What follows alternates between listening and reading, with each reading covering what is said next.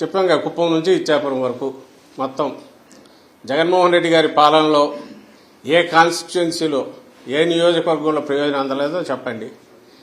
ఒకవేళ క్యాస్ట్ పరంగా పలానా క్యాస్ట్కి అందలేదని చెప్పండి, లేదా ప్రాంతం వైజ్ పలానా ప్రాంతంలో అందలేదని చెప్పండి.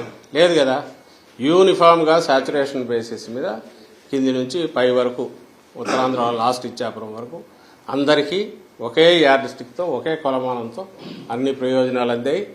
అన్ని ప్రాంతాల్లో ఈ ప్రయోజనాలు అందుకున్న వాళ్ళు కానీ, లేదా అడ్మినిస్ట్రేషన్ పరంగా కింది వరకు డోర్ టు డోర్ దీనికి అది డోర్ స్టెప్ అడ్మినిస్ట్రేషన్ తీసుకెళ్లడంలో కానీ యూనిఫామిటీ ఒకే రకంగా జరిగింది. కాబట్టి ఆదరణ కూడా అన్ని వైపుల నుంచి అదే రకంగా ఉంది, ఇంక్లూడింగ్ కుప్పంతో సహా.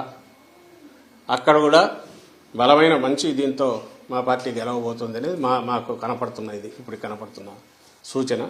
మిగిలిన చోట్ల కూడా అట్లే ఉంటుంది. ఎక్కడైతే లోకల్ కారణాల వలన సరిగా ఎలక్షనీరింగ్ సరిగా ఇది కాక చేసుకోలేకను అభ్యర్థులు దీంతో రకరకాల కారణాలతో చిన్నవి అంటే అక్కడక్కడ ఉండొచ్చు. కానీ ఓవరాల్గా అయితే సేమ్ యూనిఫామ్ ఇది. జగన్మోహన్ రెడ్డి గారి ఓటు ఏదైతే ఉందో, వైఎస్ఆర్సీపీ స్ట్రాంగ్ ఓటు ఏదైతే ఉందో, మా పార్టీ హామీలన్నీ నిలబెట్టుకోవడము, లేదా అంతకంటే మెరుగ్గా జీవన ప్రమాణాలను పెంచడము, అని అలాగే సుపరిపాలన అందించడం, ఈ ప్రాతిపదిక మీద చూస్తే ఆ బేస్ ఏదైతే స్ట్రాంగ్ ఇది ఉందో అది ఓవర్వెల్మింగ్గా వెల్లువలాగా ఓట్ల రూపంలో ప్రో ఇన్కంబెంట్ ఓట్ల రూపంలో వచ్చిందని మేము భావిస్తున్నాం.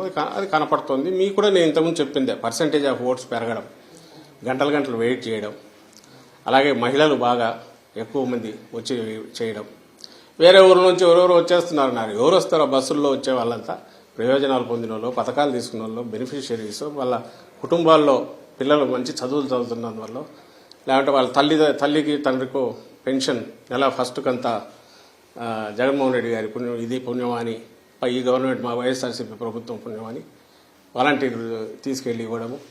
అంటే ప్రతి వాళ్లకు ఒక జగనన్న ఉన్నాడు, ఈ ప్రభుత్వం ఆడుంది, మాకేం పర్లేదు, మేము ఎక్కడైనా పోయినా పని చేసుకున్నా అని చెప్పి దూర ప్రాంతాలకు పోయిన వాళ్ళు, మెరుగైన వేతనాల కోసం దీనికోసం వాళ్ళందరూ కూడా ఇటు అదే పనిగా రావడం, అదంతా మీ మీడియాలో వచ్చినవే. ఓవర్వెల్మింగ్గా బయట నుంచి వచ్చారని, అక్కడి నుంచి వచ్చారు. ఇవన్నీ కూడా రెండే కారణాలు ఉండాలి. ఒకటి, కొనసాగుతున్న పథకాలు ఇవి రావాలి, ఇవి వస్తే సేఫ్, మా బతుకులు బాగుంటాయి, సేఫ్గా ఉంటుంది అనుకోని ఉండాలి. లేదా చంద్రబాబు నాయుడు ఇచ్చిన ఫాల్స్ ప్రామిసెస్ అని నమ్మి ఉండాలి. మీలో ఎవరైనా నమ్ముతారా? ఆయన ఇచ్చిన ప్రామిసుల మీద ఆయనకే నమ్మకం లేనప్పుడు చంద్రబాబు నాయుడుకే జనం ఎవరు నమ్మినారు? ఎక్కడ డిస్కషన్ కూడా రాలే వాటి గురించి. ఆయనే నమ్మలేదనడానికి ఇన్ని రీజన్స్ ఏం చెప్పింది. ఏది? అవి వదిలేసి వేరే రకమైన వ్యక్తిత్వ హననము, లేకుంటే ఇండివిజువల్ను జగన్మోహన్ రెడ్డి గారిని టార్గెట్గా పెట్టి రోజు తిట్టడము, లేదా వైఎస్ఆర్సీపీని జనరల్గా తిడుతుండడము, ఇంతే తప్ప ఎక్కడ తాను ఇచ్చిన హామీల గురించి ఆయన కూటమి కానీ పెద్ద ప్రచారం చేసుకోకపోవడం. ఇవన్నీ చూస్తే ఖచ్చితంగా నేను ఇంతకుముందు అన్నది కనిపిస్తుంది. అన్ని ప్రాంతాల్లో అన్ని చోట్ల వస్తేనే మేము ఆశించి, లేదా మేము ఎక్స్పెక్ట్ చేస్తున్న విజయం మాకు వస్తుంది. సో అన్ని ప్రాంతాల్లో సమానంగా ఉన్నాయి, బ్రహ్మాండమైన ఆదరణ ఉంది, రిజల్ట్ కూడా అట్లాగే బ్రహ్మాండంగా ఉంటుంది అనేది మంచి.